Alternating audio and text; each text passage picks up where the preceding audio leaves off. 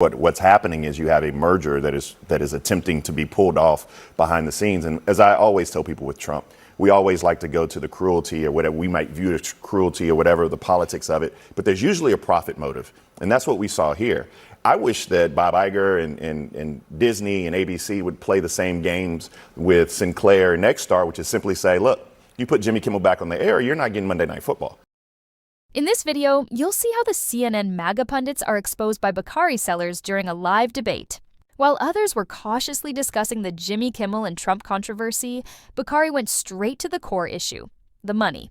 He pointed out that behind nearly every act of Trump's so-called cruelty, there's often a profit motive driving it. By highlighting the hidden drama and the behind-the-scenes power play, Bakari brought a sharp perspective that reveals just how deep the corruption runs in media politics. So stay tuned till the end to watch how these CNN MAGA pundits get completely exposed by Bakari Sellers in this intense live debate. For an entire week, conservatives at this table and across the country argued that Jimmy Kimmel's suspension was solely a business decision by ABC and not at all influenced by the government. And then Donald Trump wiped it away. He again threatened ABC for bringing Kimmel back, and now his vice president is contradicting that, claiming that the administration's threats are all just a joke. Well, people will say as well, didn't the FCC commissioner put a tweet out that said something bad? Well, compare that, the FCC commissioner making a joke on social media. What is the government action that the Trump administration has engaged in to kick Jimmy Kimmel or anybody else off the air? Zero. What government pressure have we brought to bear to tell people that they're not allowed to speak their mind? Zero. We believe in free speech in the Trump administration. We are fighting every single day to protect it. Now, before we discuss, it's worth noting that Kimmel's return scored 3 times his average viewership on TV and 15 million views on YouTube. That's a lot of people, perhaps some Sinclair and Nexstar subscribers, but I can't imagine that the vice president is not aware of what actually happened here, because Brendan Carr's comments were pretty out in the open, Bakari. He said, we can do this the easy way or the hard way. He threatened the broadcast licenses. That wasn't said in a social media post. It was said with his own mouth on a podcast. I just want people to understand that it wasn't just the broadcast licenses. What's happening is you have a merger that is attempting to be pulled off behind the scenes. And as I always tell people with Trump, we always like to go to the cruelty or whatever we might view as cruelty or whatever the politics of it. But there's usually a profit motive. And that's what we saw here. I wish that Bob Iger and Disney and ABC would play the same games with Sinclair and Nexstar, which is simply say, look, you put Jimmy Kimmel back on the air, you're not getting Monday Night Football. I mean, let's play the same games, because all of this boils down to the dollar. We saw that last night. And I do believe that Jimmy Kimmel did a good job last night, and he actually preserved himself for the future thanks to Donald Trump. He is going to be on air for a long time, regardless of how you feel, thanks to Donald Trump.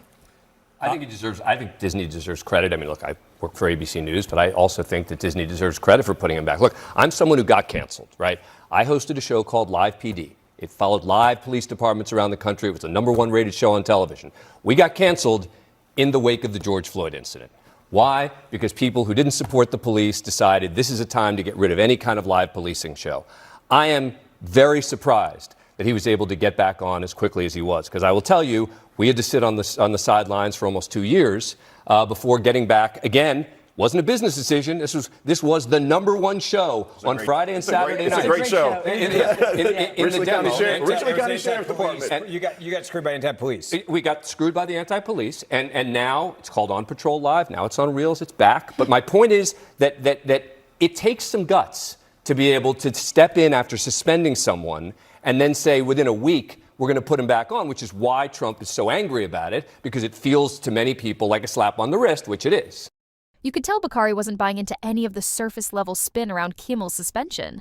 Instead of wasting time debating whether it was a business move or an overreaction, he cut right to the real issue, the money. He basically said, look, this isn't just about Trump being petty or cruel. There's always a profit angle hidden somewhere. That's the kind of insight that slices through all the usual talking points, because he's right. Trump's actions are rarely emotional. They're transactional. When Bakari brought up Disney, ABC, and Sinclair, it completely flipped the script.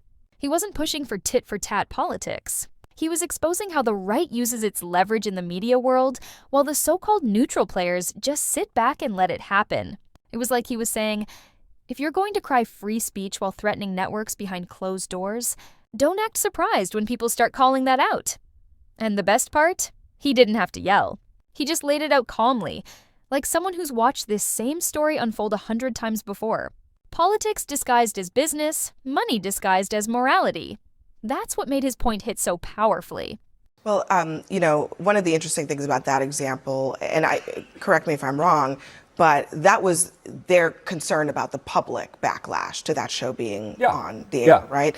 One of the points Jimmy Kimmel made last night is that the government's involvement in his suspension is not really so much about him, but about the free speech principles. Listen to part of his monologue from last night.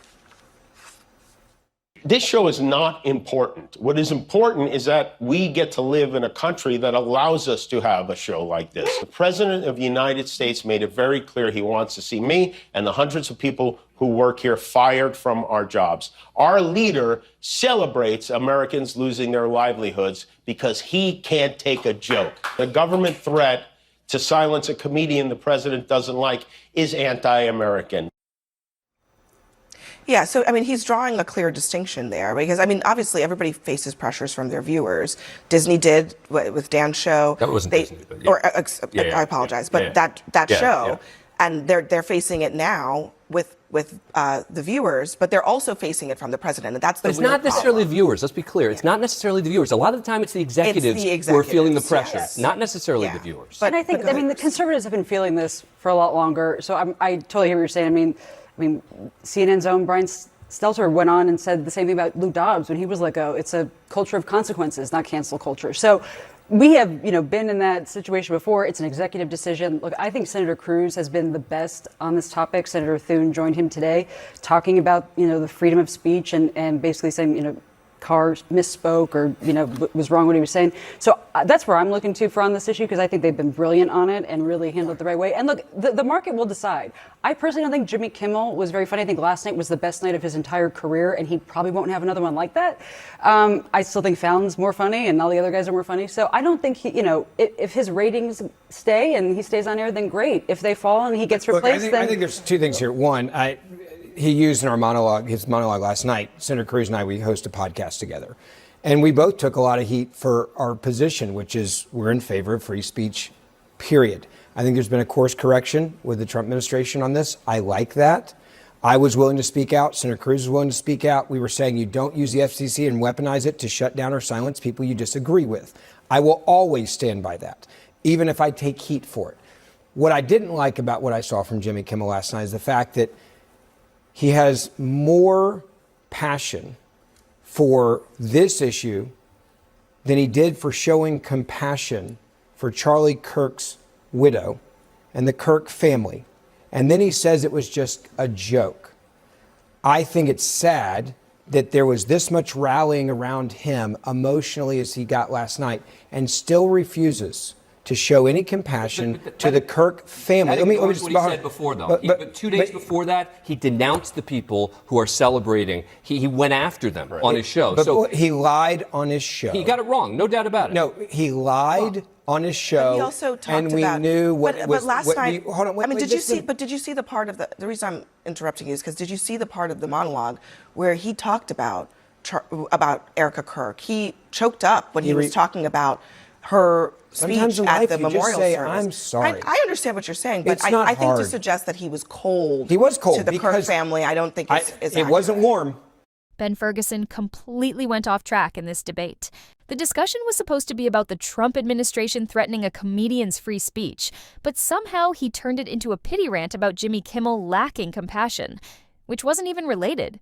You could see him trying to emotionally redirect the conversation, shifting the focus to make Kimmel look like the bad guy instead of addressing the real issue, that government officials had actually made threats over a joke. It was a textbook example of right-wing pivoting. When the facts don't work in their favor, they lean on feelings. And when Ben accused Kimmel of lying, even though the clip clearly showed Kimmel getting emotional while talking about Erica Kirk's memorial, it just came across as bitter.